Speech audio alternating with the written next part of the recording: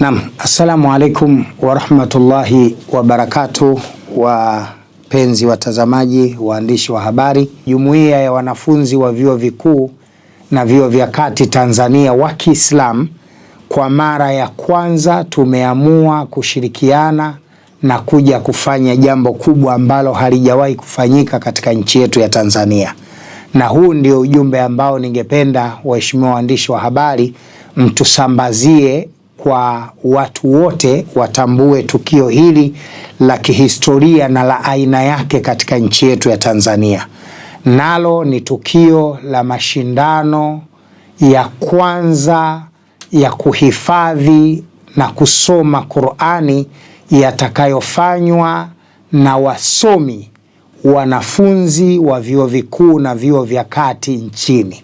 Kwa mara ya kwanza dunia itakwenda kushuhudia wahifadhi ama wasomi waliohifadhi Qur'ani, yani mtu msomi wa kisekula ana elimu ya kutosha na degree, lakini kwa upande wa pili amehifadhi juzuu 30.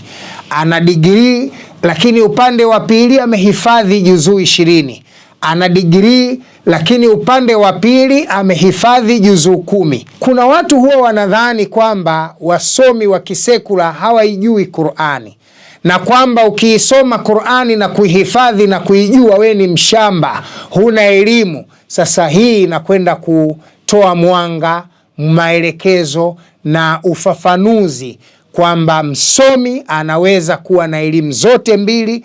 Kwa hiyo tarehe 14 mwezi wa 3 2026 katika ukumbi wa City Garden uliopo eneo la Gerezani Kariakoo, kuanzia saa 2 asubuhi hadi saa 7 za mchana, wasomi wa vyuo vikuu wataunguruma ndani ya Qur'ani katika juzuu nilizozitaja, na insha Allah tunatarajia mgeni rasmi katika tukio hili atakuwa shekhe mkuu na mufti wa Tanzania Al-Doktor Sheikh Abubakar bin Zuberi bin Ali wa Mbwana. Jambo kubwa katika mashindano haya ni yale matukio yatakayofanyika.